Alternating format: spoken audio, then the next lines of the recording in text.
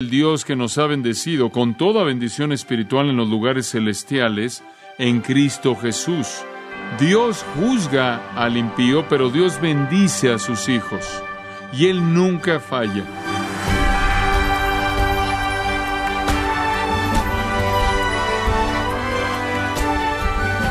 Cuando hablamos de un edificio espiritual o de un sacrificio humano espiritual, no nos referimos a algo material. El sacrificio es entonces estar influenciado o controlado por el Espíritu Santo, sometido de manera incondicional a su dirección. Esto es obediencia. Una palabra importante en nuestro estudio de hoy titulado Los privilegios del creyente en gracia a vosotros. Y entonces el gran pasaje frente a nosotros es un pasaje que enlista las bendiciones que nunca falla Dios en dárselas a los que le pertenecen. Pedro ha estado hablando de deber espiritual. De hecho, desde el capítulo 1, versículo 13, hasta el capítulo 2, versículo 3, se ha concentrado en el tema del deber del creyente hacia Dios, hacia otros, inclusive hacia su propia vida. Y ahora ya terminó con los deberes por un tiempo, y ahora quiere hablar de privilegios. En primer lugar, en el versículo 5, el primer privilegio espiritual es unión con nuestro Señor. El segundo privilegio, y donde estamos en este momento, es admisión al Señor o acceso al Señor. No solo unión con Él, sino admisión a su presencia. ¿Cómo es posible? Observe el versículo 5. Porque somos sacerdocio santo. Y pensé que necesitaba compartirle lo que significaba ser un sacerdote. Hablamos de un sacerdocio santo y decimos que es maravilloso, pero ¿qué significa? Nunca he conocido a un sacerdote levítico del Antiguo Testamento. Eso no es parte de nuestra cultura. ¿Cómo debo entender eso? Entonces vimos lo que significaba un sacerdocio santo. Y si no sé lo que es un sacerdote, entonces no sé lo que un sacerdote santo es. Y si soy uno, quiero saber lo que soy. ¿No es cierto? ¿Usted no? Entonces mencionamos 10 características de un sacerdote en el Antiguo Testamento que son un paralelo directo en el sacerdocio santo del Nuevo Pacto que disfrutamos. En primer lugar, señalamos que un sacerdote era escogido por Dios. En segundo lugar, que los sacerdotes estaban limpiados de pecado. En tercer lugar, eran vestidos con vestimentas especiales para el servicio. En cuarto lugar, eran ungidos. Fueron ungidos con autoridad. En quinto lugar, fueron preparados para el deber. ¿Se acuerda de que hubo un periodo de tiempo entre su unción y su funcionamiento en el cual debían prepararse espiritualmente para el servicio? Y después dijimos que habían sido llamados a la obediencia. Y después también señalamos que fueron ordenados para ser sumisos a la palabra de Dios. Además vimos que el sacerdocio involucraba a hombres que tenían el privilegio de andar con Dios, caminar con Él. Y Malaquías 2, versículos 4 al 6, describe al sacerdote como alguien que camina con Dios. Esto es, que está en comunión constante con el Señor. Y después, número 9, habían sido hechos para impactar a pecadores. Tenían un propósito evangelístico. Y número 10, eran mensajeros del Señor, llamados a predicar y proclamar. Y entonces, en esas 10 maneras, también nosotros somos sacerdotes. Somos escogidos por Dios desde antes de la fundación del mundo para ser de Él. Somos limpiados del pecado mediante el milagro maravilloso de la regeneración. Somos vestidos para el servicio con la vestimenta de la justicia de Cristo. Somos ungidos con poder por la unción del Espíritu Santo. Somos preparados para el deber mediante dones espirituales e instrucción. Somos llamados a la obediencia a través del ministerio del Espíritu de Dios en la santificación. Somos hechos sumisos a la palabra y en ello Dios nos concede el amor de la verdad. Y a nosotros también se nos ha permitido caminar con el Señor en comunión y se nos ha hecho tener un impacto en los pecadores, porque ustedes son, dijo nuestro Señor, la luz del mundo. Y nosotros también somos los mensajeros del Señor, llamados a dar testimonio del Evangelio, a predicar las riquezas inescrutables de Jesucristo. Esa es la naturaleza de nuestro sacerdocio. ¡Qué privilegio tan increíble! ¡Qué función tan sagrada cumplimos! Pero esa es la naturaleza de nuestro sacerdocio. Ahora que sabemos quiénes somos como sacerdotes, un sacerdocio santo, ¿qué hacemos? Regresa al versículo 5. Somos un sacerdocio santo y aquí está nuestra función, para ofrecer sacrificios espirituales aceptables a Dios por medio de Jesucristo. El único sacrificio espiritual que viene a través de Jesucristo, coherente con quién es Él y coherente con su voluntad y obra, debe ser un acto puro de sacrificio, Debe venir de un motivo puro y debe extenderse a una meta pura. El motivo puro debe ser honrar a Dios. La meta pura debe ser honrar a Dios. Y el acto también debe honrar a Dios. Dice usted, bueno, ¿cómo puedo saber si mis sacrificios espirituales realmente honran a Dios? Muy simple. El requisito son esas cosas que se presentan en las páginas de la palabra de Dios. Dios ha bosquejado para nosotros los sacrificios espirituales que debemos ofrecer. Vayamos en primer lugar a Romanos capítulo 12. Pero note la claridad con la que el sacrificio espiritual es presentado. Os ruego, hermanos, por las misericordias de Dios, que presentéis vuestros cuerpos en sacrificio santo, agradable a Dios. Eso es vuestro culto racional. Usted es un sacerdote. Usted está involucrado en servicio espiritual. Y comienza con la presentación de su cuerpo como un sacrificio santo y vivo. ¿Qué quiere decir con cuerpo? Simplemente lo que dice. Todas sus facultades humanas. Y donde comienza su sacerdocio es cuando usted le ofrece a Él toda parte de sus facultades humanas. Su cuerpo debe incluir la mente, porque en el versículo 2 dice, no os conforméis a este siglo, sino transformaos por medio de la renovación de vuestro entendimiento, para que comprobéis cuál sea la buena voluntad de Dios, agradable y perfecta. Dios quiere su cuerpo, incluyendo su mente. Él quiere todas sus facultades, sus pies, sus manos, su mente, sus ojos, su boca, sus oídos. Toda facultad de su cuerpo humano, Dios la quiere para su gloria. La persona no regenerada cede o rinde los miembros de su cuerpo. Esa palabra en el griego literalmente se refiere a partes corporales como siervos de pecado. Pero Romanos 6 dice que cuando ustedes creyeron, se volvieron siervos de justicia. Entonces Pablo en el mismo capítulo dice, no entreguen sus miembros como siervos de injusticia. Ya no. Su cuerpo, sus ojos, su boca, sus oídos, su mente, sus manos, sus pies, toda parte de su cuerpo debe ser dada en sacrificio a Dios para propósitos santos. Esta es la razón por la que Pablo dice, es una gran batalla. Pero en 1 Corintios 9:27, golpeo mi cuerpo y lo pongo en servidumbre. Él clamó para tener poder sobre su carne humana, para que pudiera presentar todas sus facultades a Dios.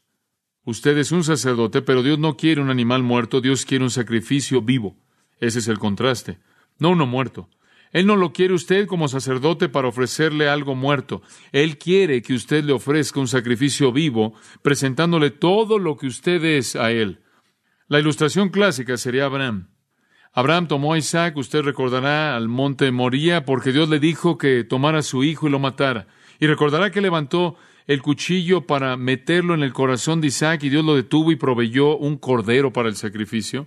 Eso nos provee un contraste muy interesante. Si Abraham hubiera matado a su hijo, Isaac habría sido un sacrificio muerto. Habría sido algo doloroso para Abraham. E Isaac habría sido un sacrificio muerto. Pero Abraham habría hecho un sacrificio vivo, porque al matar a Isaac, él habría sacrificado todas sus esperanzas, todos sus sueños, todas las promesas que Dios le había dado a él acerca de una simiente que vendrá a través de sus lomos, que será tan numerosa como la arena del mar y las estrellas del cielo. Él habría literalmente sacrificado todo lo que él valoraba, todo lo que él consideraba preciado. Ese es un sacrificio viviente. No es cuando usted ofrece algo muerto, es cuando usted ofrece todo lo que es, todo lo que tiene, todo lo que espera ser, sus sueños, todas sus esperanzas, todas sus aspiraciones, todas sus facultades, y dice, Señor, todo es tuyo. Ese es el tipo de compromiso total al que se llama a ofrecer por parte de un sacerdote. En segundo lugar, vayamos a Hebreos capítulo 13. Hebreos capítulo 13. Y aquí volvemos a encontrar la función de un sacerdote del nuevo pacto en términos de aquello que se le comisiona hacer. En Hebreos capítulo 13, versículo 15, hablando acerca de Cristo, él dice, así que ofrezcamos siempre a Dios por medio de Él sacrificio de alabanza. Y ¿acaso no le recuerda de lo que acabamos de leer en 1 Pedro 2:5?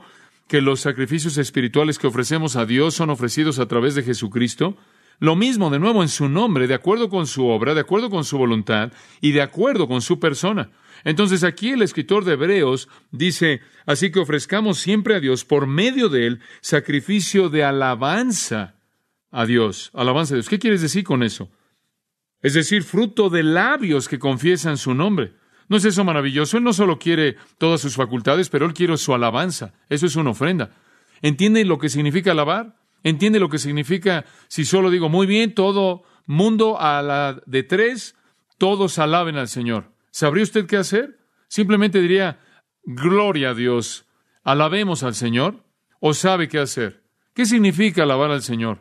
Bueno, permítame decirle lo que significa. Simplemente, número 1, significa recitar sus atributos. La alabanza, de manera típica en el Antiguo Pacto, consistía en recitar la naturaleza gloriosa de Dios, recitar los atributos gloriosos de Dios. Y si a usted se le dificulta hacer eso, necesita no hacer nada más que abrir su Biblia en los Salmos, en cualquier lugar. Bendice, alma mía, a Jehová. Oh Señor mi Dios, tú eres muy grande. Tú estás vestido de esplendor y majestad, cubriéndote a ti mismo con luz como de vestidura. Y así sigue el salmista en el Salmo 104. Recitando los atributos de Dios, eso es alabanza, con un corazón que exalta a Dios, exaltándole por su sabiduría, exaltándole por su conocimiento, exaltándolo y honrándolo y respetándolo y reverenciándolo por quién es Él. En segundo lugar, la alabanza involucra recitar sus obras, no solo sus atributos, sino también sus obras, no solo quién es, sino lo que Él ha hecho. Y si no hay otra razón más que esa, para estudiar el Antiguo Testamento, eso sería una razón suficiente, ¿no es cierto?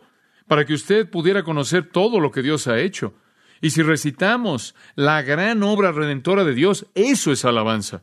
Alabar no es solo decir, alabar a Dios, gloria a Dios, gloria a Dios, gloria a Dios, alaben al Señor. Es recitar sus atributos de una manera que lo exalta por ello, recitar sus obras de una manera que lo exalta por eso. En tercer lugar, decir gracias por ambos, agradecer por ambos. Gracias por quien eres, gracias por lo que has hecho. Ahora, seamos prácticos. ¿Usted vive su vida así? ¿Usted es un alabador? ¿Usted es alguien que alaba de manera incesante y no se puede callar? ¿Usted casi está fuera de toque? ¿Usted casi vive fuera de la realidad? ¿Está tan lleno de alabanza y gratitud? Difícilmente. Hemos estado haciendo algo de un trabajo interior, ¿no es cierto? En Filipenses, hablando del quejarse. Bueno, este es el otro lado, usted sabe. Alguien que constantemente ofrece el sacrificio de alabanza. Oh Dios, recitando todos tus atributos. Oh Dios, todo lo que has hecho. Oh, gracias por estas cosas. Ese es su sacrificio espiritual. ¿Sabe algo? Cuando usted reduce la vida cristiana, eso es todo, ¿no es cierto? Eso es todo. Usted sabe, no es cuántas veces asiste a la iglesia, cuántas funciones, a cuántos acontecimientos asiste usted, cuántos CDs o lo que tenga en su casa en contraste a los seculares, cuántas cintas cristianas o lo que sea tiene. No, realmente la vida espiritual se reduce a esto. He entregado mi vida y cuerpo y todas mis facultades como sacrificio vivo a Dios para hacer lo que Él quiere, todas mis esperanzas, aspiraciones y sueños también. Y en segundo lugar, ¿estoy alabando de manera constante? Alabando. Ese es el sacrificio que quiere. En tercer lugar, vaya al siguiente versículo. Versículo 16, Hebreos 13. Esto es bastante simple. Y de hacer bien y de la ayuda mutua no os olvidéis. Eso está aquí, ¿no es cierto? Hacer bien, esto significa hacer cosas buenas, hacer cosas correctas, lo opuesto de pecar.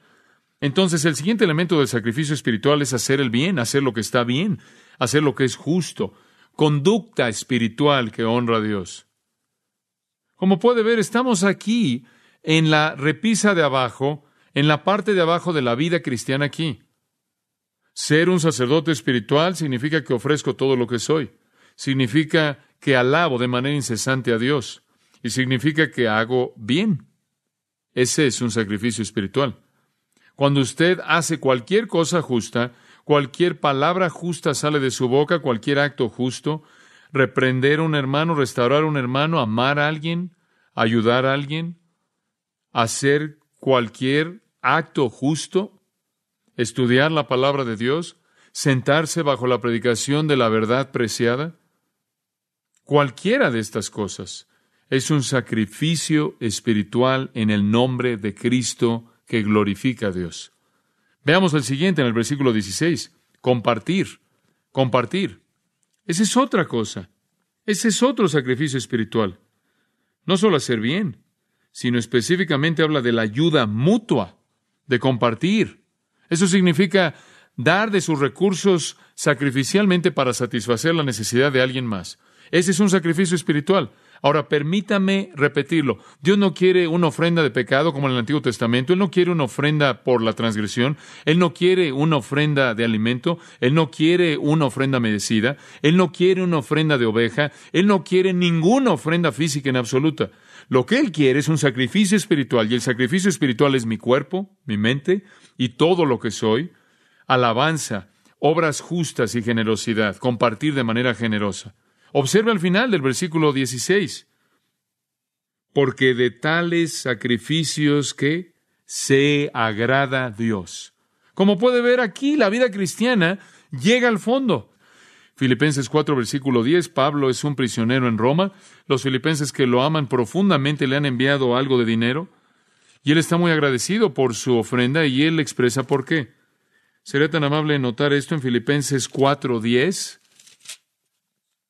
En gran manera me gocé en el Señor de que ya al fin habéis revivido vuestro cuidado de mí, de lo cual también estabais solícitos, pero os faltaba la oportunidad. Él dijo, bueno, ustedes siempre han estado tan preocupados, dice, pero hombre, realmente lo revivieron y tuvieron la oportunidad y han sido tan generosos. Y lo que se refiere ahí es al dinero que recibió, el dinero que le trajeron por parte de la iglesia filipense. Y después él dice en el versículo 11, miren, no lo digo porque tenga escasez, no es que realmente quería su ofrenda, no es que realmente necesitaba su ofrenda. Dice, pues he aprendido a contentarme cualquiera que sea mi situación. Sé vivir humildemente y sé tener abundancia. En todo y por todo estoy enseñado, así para estar saciado como para tener hambre, así para tener abundancia como para padecer necesidad. Todo lo puedo en Cristo que me fortaleza. ¿Ven lo que está diciendo? Es algo interesante. Él dice, gracias por su ofrenda, gracias por la expresión de amabilidad, gracias por su preocupación. Solo quiero que sepan que no lo quería, no lo necesitaba y no lo busqué, porque puedo enfrentar toda la adversidad que venga a mi vida, como también la prosperidad. Pero después dice en el versículo 14, escuche esto, sin embargo, bien hicisteis en participar conmigo en mi tribulación. Ustedes hicieron algo bueno porque compartieron, participaron. Realmente el punto no es que estaba desesperado, es su participación, su compartir lo que fue algo tan bueno.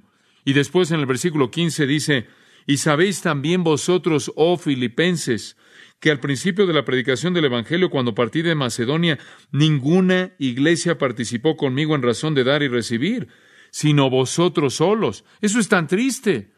¿Sabe una cosa? Este hombre tuvo un fin tan triste en su vida. Nadie vino a su defensa cuando él fue probado, cuando él fue juzgado. Nadie le envió dinero para satisfacer sus necesidades. Él dijo, todos en Asia me han desamparado y solo tengo una persona que les puedo enviar, que me ama y les va a mostrar mi andar en el Señor, y ese es Timoteo. Todos los demás me han dejado. Demas me dejó habiendo amado este mundo presente. Un fin triste, muy triste en su vida. Nadie me mandó nada, sino vosotros solos. Y después él vuelve a decir, pues a una Tesalónica me enviasteis una y otra vez para mis necesidades.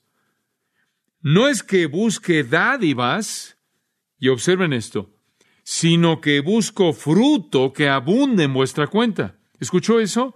Él dice, ¿saben lo que es? ¿Saben por qué es tan bueno que me dieron? ¿Saben por qué es tan bueno que dieron? Por la manera en la que va a beneficiar su propia vida espiritual. ¿Por qué? Porque Dios bendice al generoso. Estoy tan contento, no porque lo quiero, estoy tan contento porque dieron y por lo tanto se colocan en el lugar de ser bendecidos por Dios. Y él lo vuelve a decir en el versículo 18. Pero todo lo he recibido y tengo abundancia. Estoy lleno, habiendo recibido de Epafrodito lo que enviasteis. Escuchen, olor fragante. ¿Qué cosa? Sacrificio acepto, agradable a Dios. Y eso es en lo que se quiere concentrar. Él les dice, ¿saben lo que es tan maravilloso de su ofrenda? Fue un sacrificio aceptable, agradable a Dios. Ahí hay una ilustración clásica del sacrificio de compartir, del sacrificio de generosidad, del sacrificio de dar. Dice usted, sí, pero cuando ellos dan, ¿quién va a satisfacer su necesidad? Versículo 19. Mi Dios, pues, suplirá todo lo que os falta conforme a sus, ¿qué? Riquezas en gloria en Cristo Jesús.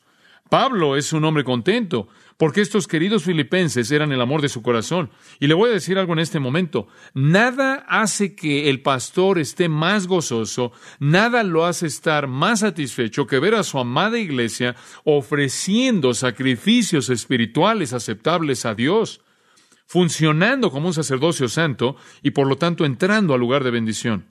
¿Qué son los sacrificios espirituales? Me ofrezco a mí mismo, ofrezco mi alabanza, ofrezco mis buenas obras y comparto y doy con generosidad. ¿Sería tan amable de acompañarme por un momento a Romanos 15:16? Romanos 15:16. Pablo dice en el versículo 16 que él era un ministro de Cristo Jesús a los gentiles. ¿Ve eso al principio del versículo? Él dice, yo soy ministro de Jesucristo a los gentiles.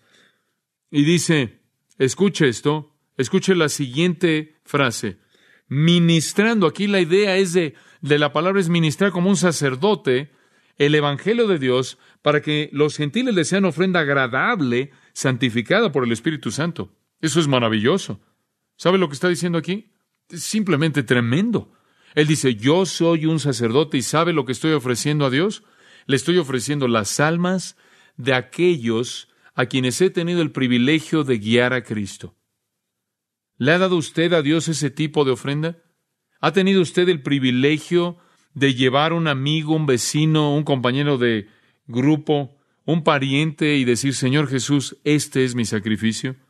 Este es el que vino a Cristo porque fui fiel en estar disponible para ser el instrumento que tú pudieras usar. ¿Cuáles son nuestros sacrificios espirituales? Nuestra vida entera.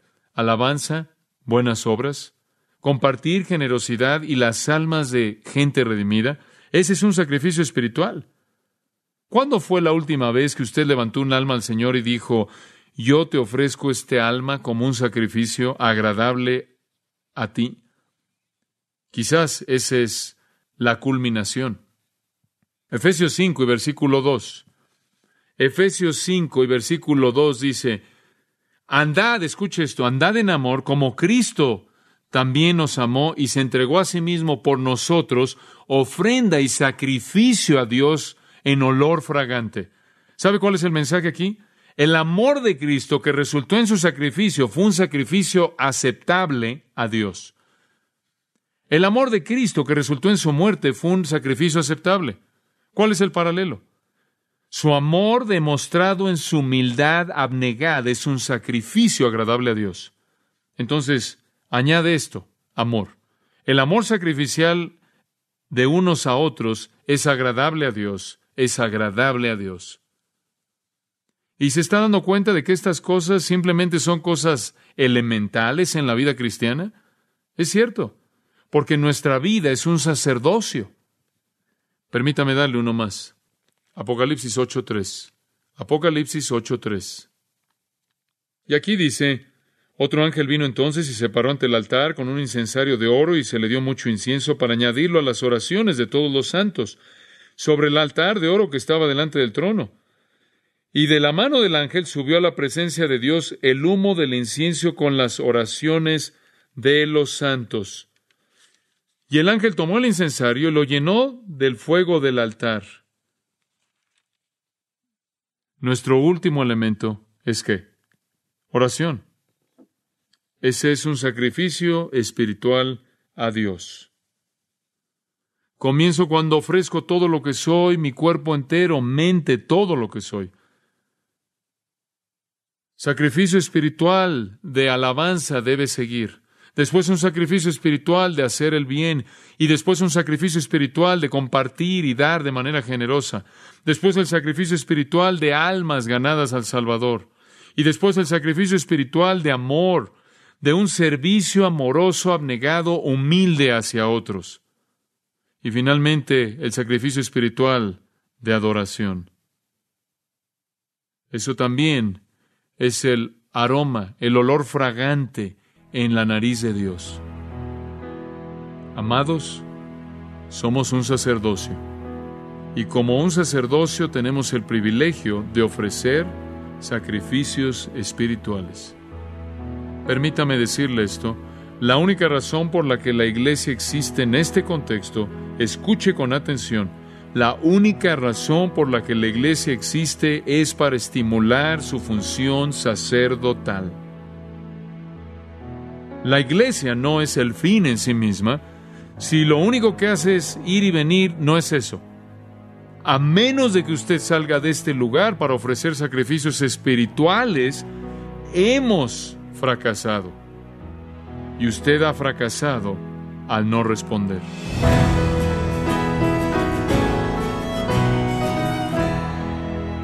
Cuando se nos dice que somos templo del Espíritu Santo, se está implicando que lo que nos llena y lo que nos domina es el Espíritu Santo. Significa que vivimos su llenura, que la palabra de Dios abunde en nosotros, como dice Colosenses 3:16. Solo de esta manera podremos rendir la correcta adoración en espíritu y en verdad. Esperamos que nos acompañe diariamente mientras continuamos con nuestro estudio acerca de los privilegios del creyente, y es nuestra oración que estos mensajes sean de beneficio para usted. Estimado oyente, recuerde que este mensaje forma parte de la serie titulada Los privilegios del creyente, y que usted puede descargar los mensajes de manera gratuita en nuestra página en gracia.org o adquirir una copia en CD al ponerse en contacto con nosotros.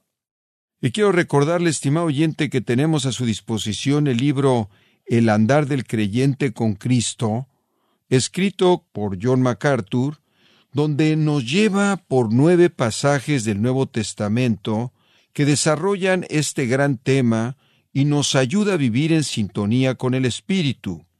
Puede adquirirlo en nuestra página en gracia.org o en su librería cristiana más cercana.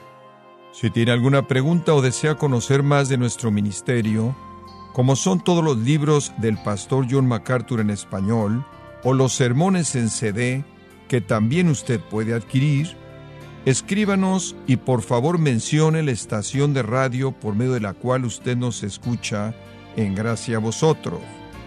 Es importante conocer no solo el país y ciudad de donde usted nos escucha, sino también la radio.